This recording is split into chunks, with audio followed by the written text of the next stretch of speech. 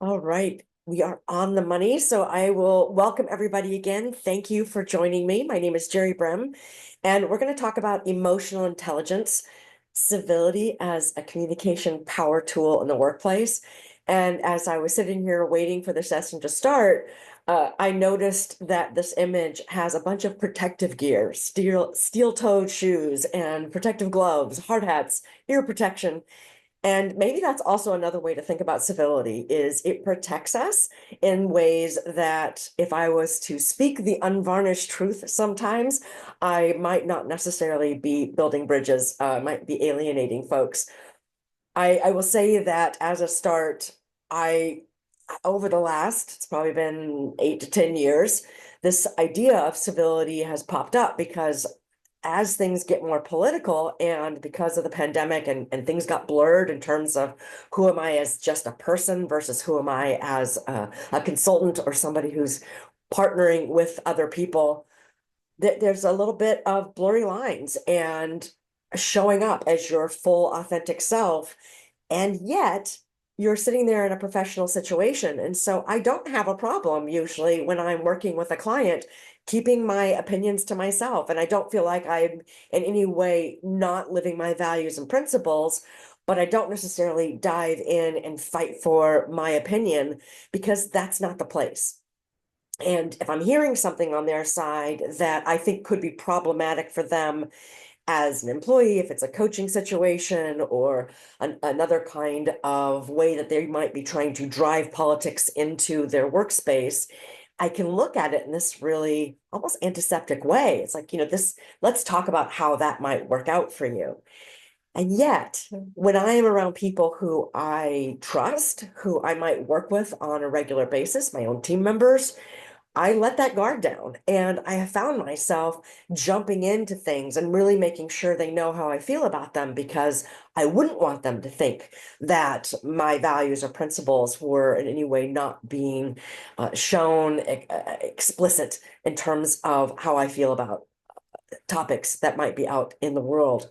So with that, I'm going to talk about both of those because I think there is a case to be made for when it comes to thinking about uh, civility. And the Society of Human Resource Management, they've done these studies and they're looking at what does civility really mean and how does that show up. And so we do know when people are taking sort of engagement surveys, they will call out incivility or uncivil conversations as making them 3 times more dissatisfied with their job. And they are typically twice as likely to leave an organization if they feel like they are the victim of uncivil conversations or a lack of civility. So that's huge. Anybody on this call that sits in a space of human resources, we know that that's a huge cost, morale, ultimately productivity, losing that internal knowledge base if they are stepping out of the organization because of that dissatisfaction. The interesting thing, though, is as we back up and really think about what civility means, it's this idea of politely adhering to societal norms. Well, okay, but that means we're all on the same page of what those societal norms are, and that's truly not the case. Workplaces, you're bringing all these folks together. It's probably the most integrated in terms of race, ethnicity, religion, socioeconomic, like all the different kinds of differences we can have could show up in one team meeting. And so what people are coming to the table with, even regionally or departmentally, of this is what a societal norm would be for civility, looks and feels different. And so to one person who's like, oh, this is exactly how you touch and discuss difficult topics, somebody else would say, no, that is completely rude, or you're so polite and so on the surface, that's disingenuous. So we're at odds right from the start of even defining what does it mean to be civil with each other. For myself, at the bare minimum, it's just acknowledging everybody has an inherent worth and should be treated with dignity. That doesn't necessarily mean how I show up to do that is going to feel like I'm respecting their worth and dignity. So how do we make sure in whatever role we're in, whatever level of power or privilege we have, we're helping unheard voices be heard, we're paying attention to or recognizing or calling out and making it more explicit What are those societal norms for our team and for each other? And going back to the business side of this is not just all warm and fuzzies. Organizations that are truly listening to people who typically haven't had a voice tend to be more effective. They're finding new ways, new products, new innovations. So everything from, and if you've got this in your kitchen, there's an OXO brand in your kitchen that has really easy to grip tools. That easy grip came from the fact that the man who was designing it and owned the company had a wife with arthritis. So all of a sudden it becomes this go-to product because it's just easy to use, regardless of whether you've got arthritis. Nike has the Easy On shoes that came from somebody who had cerebral palsy needing shoes. And now it's people who just, I've got a bad back, but I want to have sneakers I can run in or move in. I've got my hands full of dog leashes, or I broke my arm and I need to be able to get in and out of shoes easily. So you get these different voices, different needs, changing the way we actually might be interacting with product. So civility, actually, how do we help the unheard be heard? How do we recognize what there is in terms of power and privilege in our own space, as well as those around us? And basically, every organization has some kind of organizational structure power, or power structure, I should say. So we've got titles and the authority somebody might have, the budgeting, the access.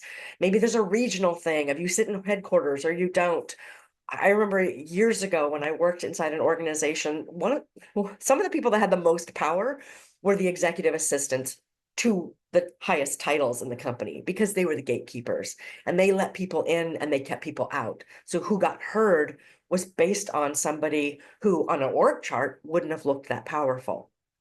There's systemic barriers, and that power and privilege gets eaten away at, because you might go in the room going, well, I represent something, or I represent multiple layers, but I'm the only one in the room. So my ability to voice my thoughts or concerns can come at a cost. Um, am I going to be heard? Is there going to be space for me?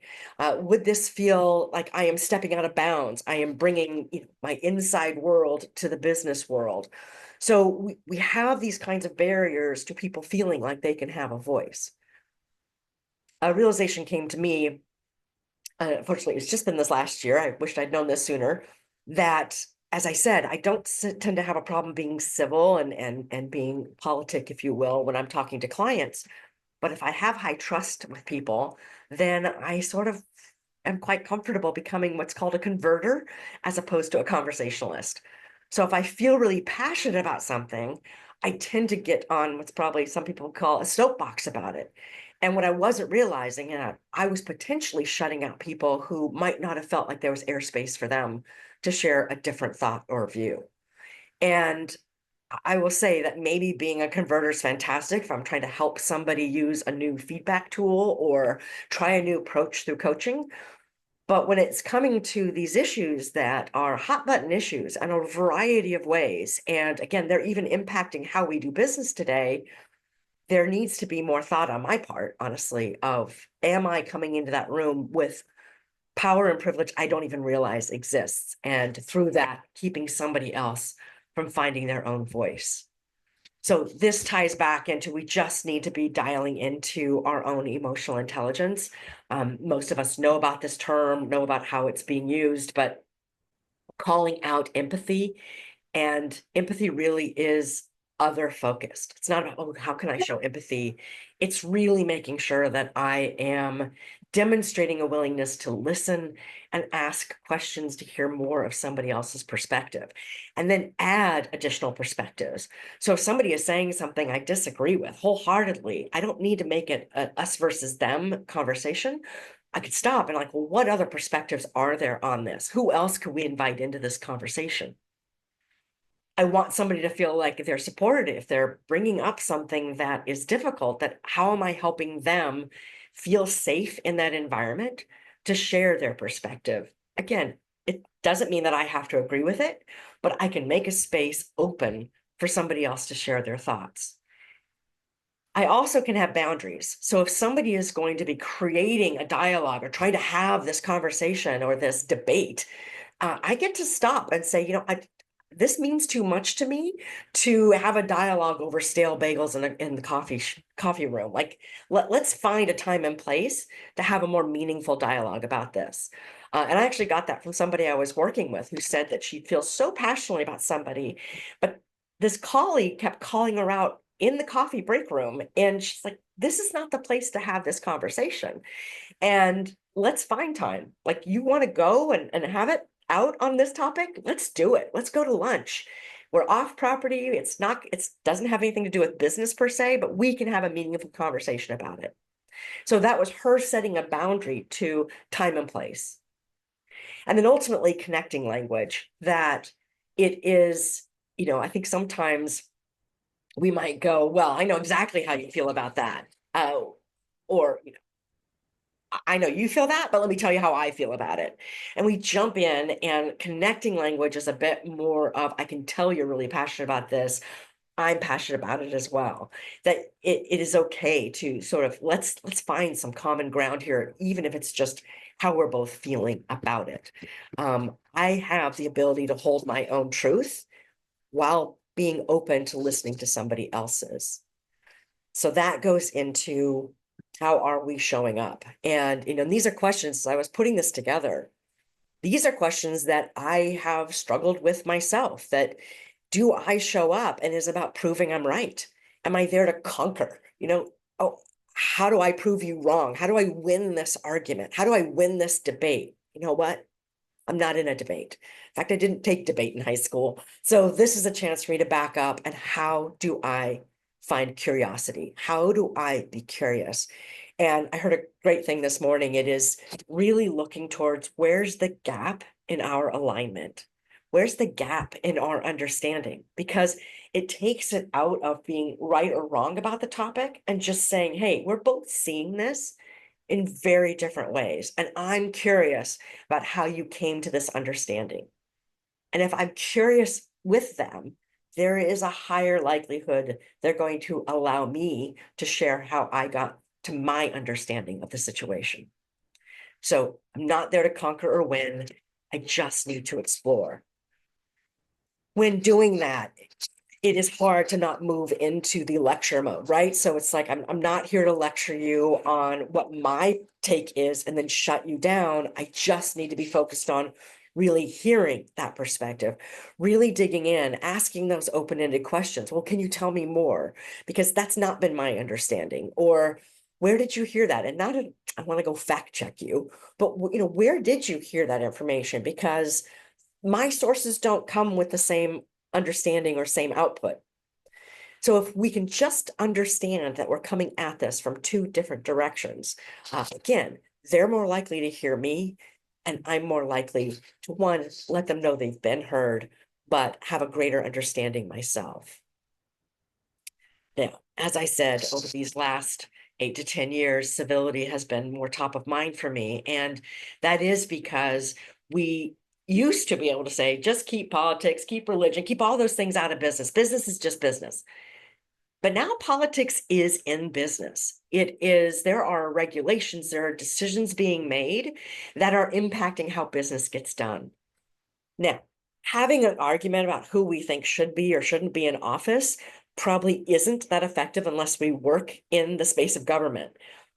But I don't need to have a conversation around how government is being run or the conduct of government, but I might need to have a conversation about some of the decisions the government is making that impact my business. And this is true for technology. This is true for any new concepts that are coming into the workspace. Right now, we've got clients and they are grappling with, well, if there's tariffs on technology or electronics, if there are tariffs on steel, that's impacting how they do business. Just a few weeks ago, there was a conversation about tariffs on foreign-made film. Well, these kinds of things mean you're bringing up those topics in the workplace. But being politic is different than being political. Being politic means I'm going to use practical wisdom to try to figure out how we navigate the impact it's having on our business. Being politic means I'm also thinking about who needs to be in this discussion. What do we as an organization or my team need to understand about this issue so that we can address it effectively as a business or as a team? That we're listening to voices about how do we see this impacting what's going to be going on with our products, our services.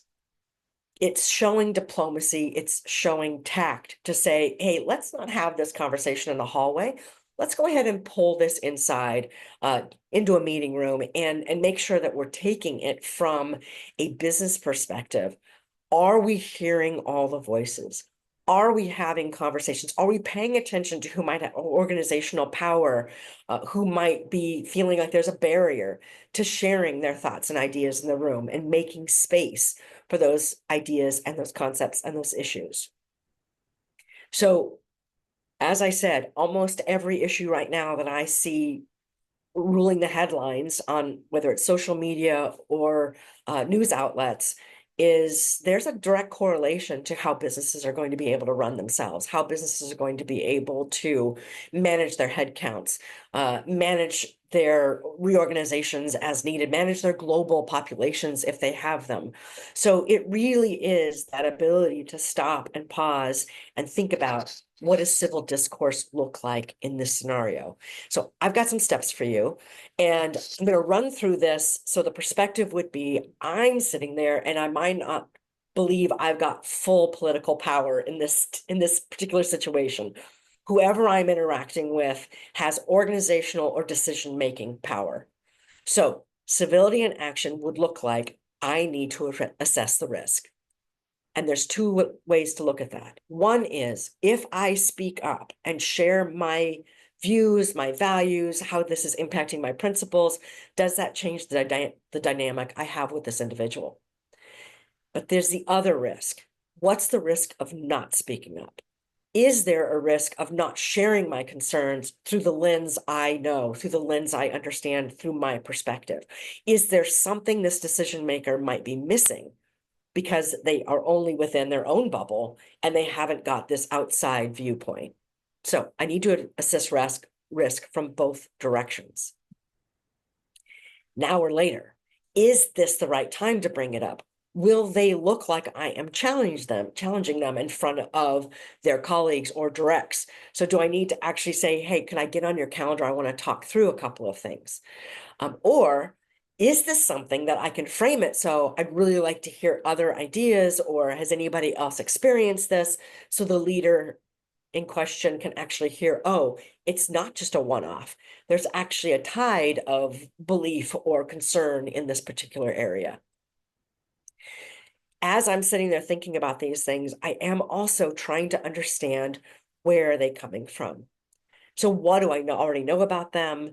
Do I need to ask, get that curiosity going to figure out what is it that the root of this is? Is it about, fear of them being controlled? Is it fear of losing market share? Is it fear of how something might be impacting them?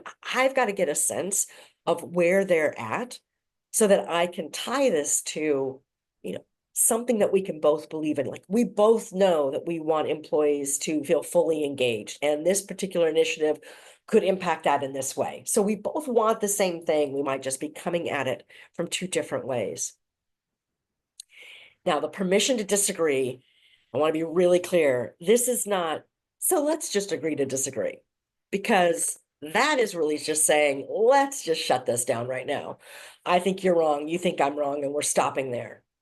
Permission to disagree actually is framed around, if I'm hearing you correctly, this is what your understanding is. I've got a different reasoning around this, and I'm wondering if you'd be open to hearing that, or could we take a moment to share our two perspectives on this? So what you're really laying is the groundwork for, we're going to have a conversation about something that we might be coming at from two different directions. And this is the hard one. And this is where, as I said, sometimes I become a converter.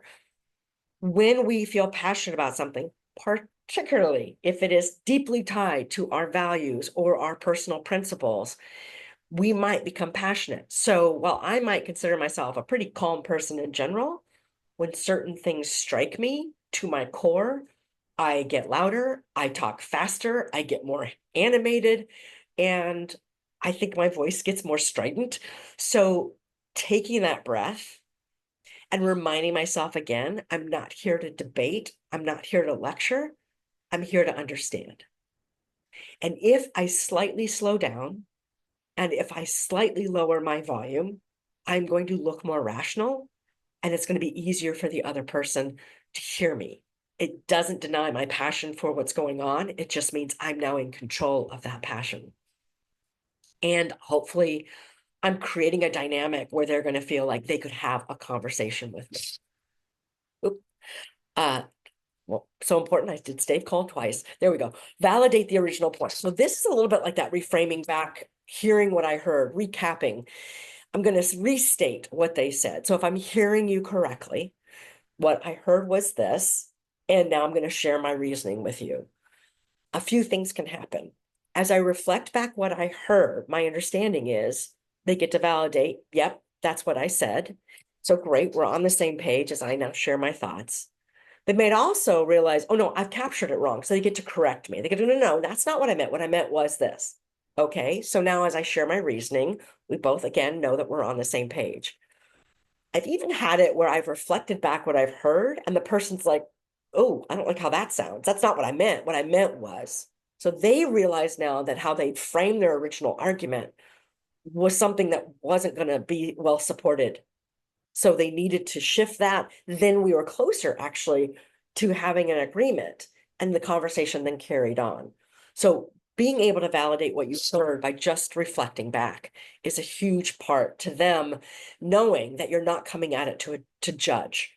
Only idiots think this way. Only this kind of person would ever think this or move this direction.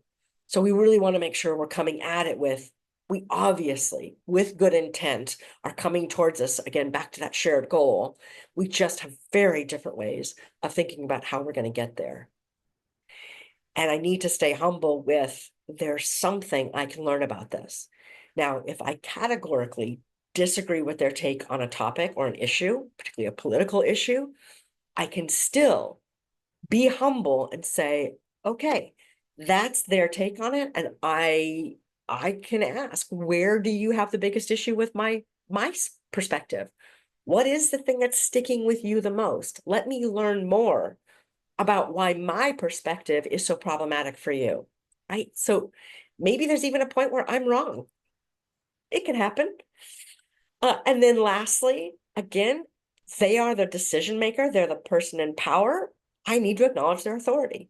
So all is said and done, you're still being the one that's going to make this decision. It's still your budget to spend or you have control over or accountability to. I just wanted to make sure you heard this other perspective before moving forward. I realized, it's yours to do. I just wanted this moment to make sure you heard this alternate idea.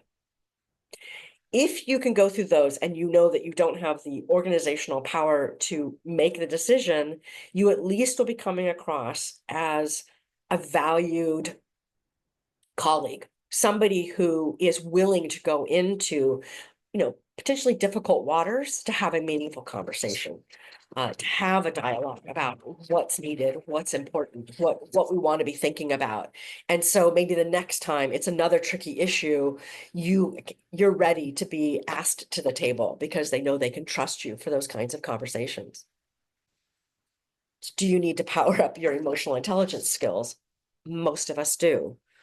The number one thing that I tend to find is powering up my listening. If I just stop, and this is what I automatically do if I'm with a client, it's not about me sharing my 2 cents. It's really stopping and listening and asking more questions. So remembering I can do that with the people that I know well and trust so that they don't get the soapbox version of me. So powering that up in all spaces. Powering up my emotional intelligence also means it's okay that I maintain my own boundaries. So when somebody is saying something that I feel is dangerous or I feel is judgmental or cruel about somebody else, I have the right to call that out because I feel so strongly about this. It's okay that you know how I feel in this space. if this is something that you would love to, find out more about or chat, these are the kinds of things that we do all the time, whether it's one-on-one coaching engagements with people who maybe have struggled with showing up using civility in the workplace. We teach workshops on all types of content that can help in this space, whether it's virtual or in person. And we'd love to have conversations with you about that. In fact, you can use this QR code and it will send an email to the firm, and one of us will jump on an email and set up time to chat with you. No obligation, nothing to buy, just a chance for us to talk and see if there is a way that we can support you or your organization on topics like civility, emotional intelligence, any kind of communication skill building that you think would be helpful. And then I will be checking for questions in just a moment, but if you find these valuable, I will say next time we have our own resident genius, Heather MacArthur. She is going to be here with Evelyn Gonzalez talking through her book, Your Career on Purpose.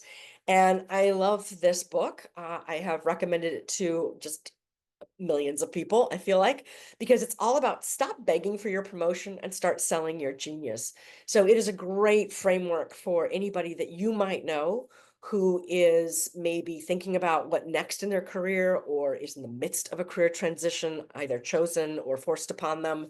This will be a great opportunity. It's Tuesday, June 24th, 11:30 Pacific time. And you can, again, use the QR code right here to register for that. So we hope to see you there. I know I'm going to be participating. I'm going to open this up for questions. If you've got something that is on your mind about civility, I'm happy to grab a few of those. Or if you want to send me, I think our chat is working as well. If you want to send me a private chat.